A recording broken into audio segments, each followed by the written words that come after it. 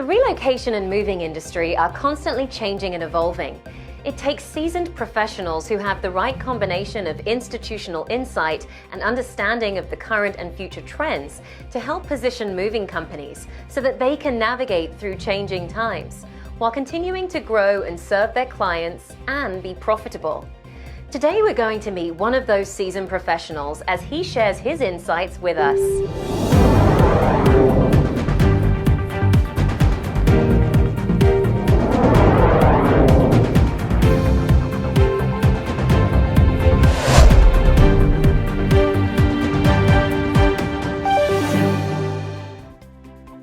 Welcome back everyone to Arpin's International Insights, the micro-series that keeps you in the loop with trends and happenings in the household goods, moving and storage industry. In this episode in our series, we're proud to have Michael Hughes interviewing industry veteran Stephen Crooks. If you've been in the industry for any amount of time, you're probably familiar with Stephen personally or recognize his name. In this four-part series, we're going to help you get to know Stephen a bit better as we learn firsthand about his career, what he is doing now, where he sees the industry heading in the future, and he's going to talk to us about his new relationship with Arpin Group. So let's get right into it and hand the interview over to our host, Michael Hughes, for part one as we profile moving industry veteran Stephen Crooks. Welcome to this segment of International Insights. I'm Michael Hughes, the Global Vice President of Business Development, and I'm joined today with Stephen Crooks to talk to us about his experience and joining Arpin as a consultant. Stephen, welcome, and thank you so much for joining us today.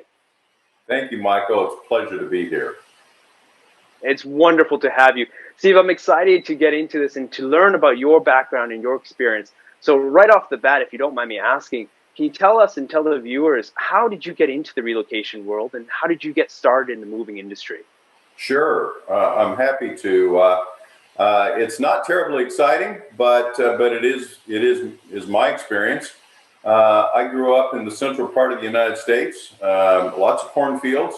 I grew up in Indiana in the 60s, and when I was, I believe, in third grade, I had a teacher that was very impactful. Many of us have had teachers throughout our lives that have impacted our lives and maybe even the course of our lives.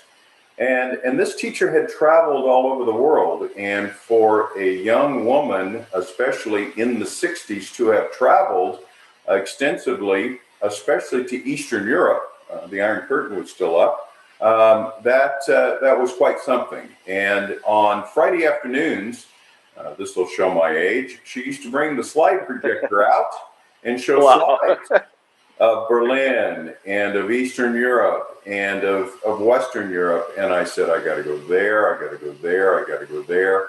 About the same time, we got an addition to our third grade, about halfway through, from Cuba. And if you do the math, Cuba changed governments in the late 50s. And so this young man was different than the rest of the kids, and he and I became friends. And my interest in learning all things outside of the United States began. My grandfather was an avid reader of National Geographic, and I remember reading about Singapore becoming an independent country. And I said, I got to go there too. I got to see. Be careful, you are definitely dating yourself. Yeah, definitely dating myself. I think that was we've got the Berlin Wall. I'll give myself a little bit of a break there. And so, I went off to university and graduated. And after I graduated, I needed a job. But I went back home to Indianapolis because of a girl, and I applied at Mayflower. And I quickly, after getting a job at Mayflower as a management trainee that looked a whole lot like dispatcher, I wandered into the international division and I never looked back. I've been in the international house of goods transportation side ever since. I spent 11 years with Mayflower. I moved to Rhode Island in the early 90s and helped start our International Group between 92 and 95. The good people at Seth recruited me away with an opportunity to be a shareholder in the Florida Sunshine. And I spent the next 28 years as president of Sudeth International. In December of 2016, I decided to start my own consulting business, and that's where I am today. I'm just absolutely honored to be able to use my experience and my knowledge to assisting this great company, Arpin International Group. That's wonderful. That's wonderful. And I love how you paint the picture over the time and the different changes, because, even for perhaps our viewers today, we often forget that the world was a different place back then, and traveling internationally, getting exposure to international events and being able to travel and see these places were not quite common. I mean, I remember not too long ago, this was 15 years ago, in order to call home, I would have to buy a phone call, go down the street, find a payphone, and have literally, I got 2 minutes to talk to mom, dad, the kids, the family, everybody.